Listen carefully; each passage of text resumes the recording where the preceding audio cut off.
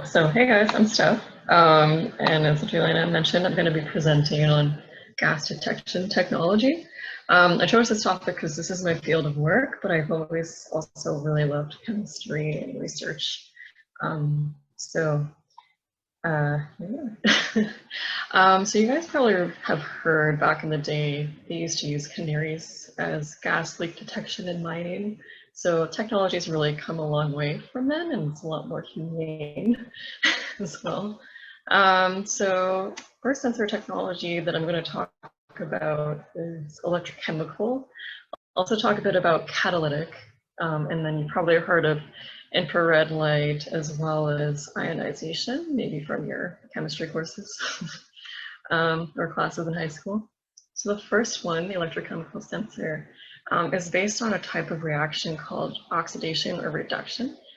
So I don't know if anyone ever learned Leo Deliance's GER in chemistry, but that's one way to remember the difference between oxidation and reduction. But anyway, that's how I remember it.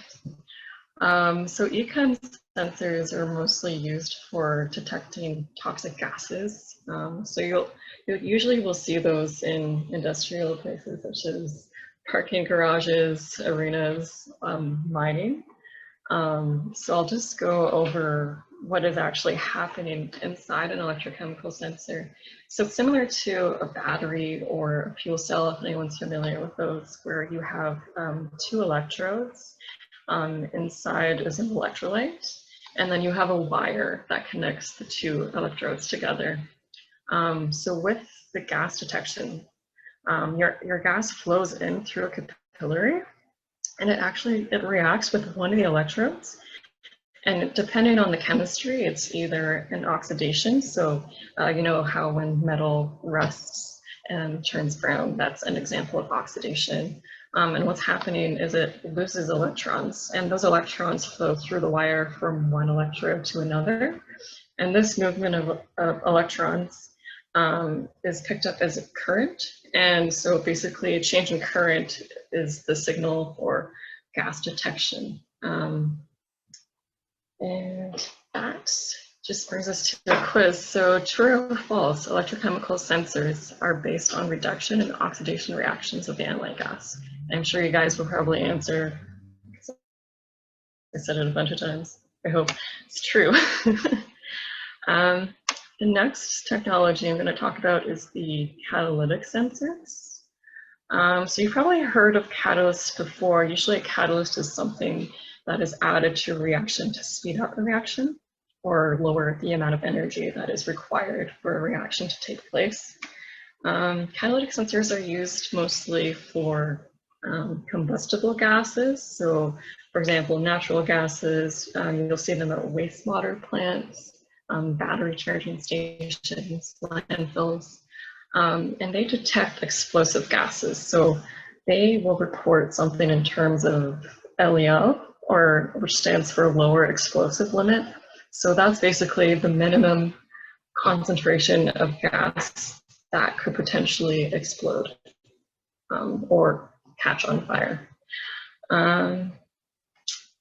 So I talked a bit about catalytic material, but here's an example. If you look at the red line, this would be the amount of energy required for a reaction to take place without a catalyst. But when you include a catalyst, this difference is lowered. So basically the reaction can take place faster. And in the case of the sensor, it allows reactions to take place at a lower temperature by reducing the energy required to start the reaction. And then this is an example of what's called a bead catalytic sensor or Pellistor. So you have usually a platinum wire and a catalytically treated metal oxide. So what happens is the gas comes into contact with this metal oxide at a temperature, and it's at a certain temperature, and it actually combusts the gas. But it does so at a lower temperature than usually required because of the catalyst. And this temperature change causes a change in resistivity of the wire, and that is what turns into the signal of the sensor output. So the catalyst helps reaction take place at lower blank on a surface by reducing the required load to start the reaction. So I was just talking about it on the previous slide, and the answer is B. Second last technology I'm going to talk about is non-dispersive infrared. So you guys, oh, actually first, these are typically used for hydrocarbons, so like methane, for example, and carbon dioxide, also refrigerants. So what happens is it uses infrared light. So you guys are probably familiar, infrared light is basically heat. And so different molecules have unique fingerprints where they absorb light, and they can actually release heat when they absorb this energy. So this technology, here's an example of what's going on inside. Your gas molecules flow through, and you have an infrared lamp that emits the infrared light. And then what happens is you have a detector on the other side that it's two ways that this functions. Either it will detect a change in temperature, or it will detect basically the absence of light because the gas has absorbed that light. And that is what produces your signal for IR technology. Like another quiz, true or false? Each gas molecule has a unique absorption fingerprint, highly specific to target gas. And the answer for that is true. Cool. Last one I'm going to talk about, this is actually a really interesting technology and one of the more recent technologies. It's called photo-ionization detectors. They're similar to infrared, but instead they use ultraviolet light to ionize gas molecules. These are most commonly used to detect what are called volatile organic gases, or VOCs. So again, that could be methane or benzene. It's a pretty horrible gas.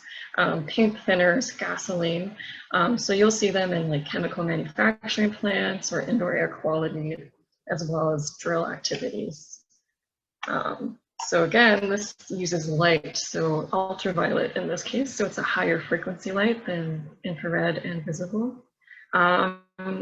And this also uses a process called ionization. So I don't know if you remember, again, I'm going back to chemistry class, when an atom loses or gains electrons, it gains a positive or negative charge. So what happens inside is your gas flows into the sensor, and then you have a lamp that ionizes it, or zaps it for more technical term. And what happens is it loses electrons or gains electrons, and there's a movement of those electrons similar to the electrochemical sensor that I was talking about before, and that flow of electrons generates the current that triggers the signal. So I think that was the last one, but one more quiz. PID sensors use blank as a source to ionize and detect gas. And the answer is unfortunately not lava lamps. It's ultraviolet light. And that was my presentation. Yeah, thanks guys.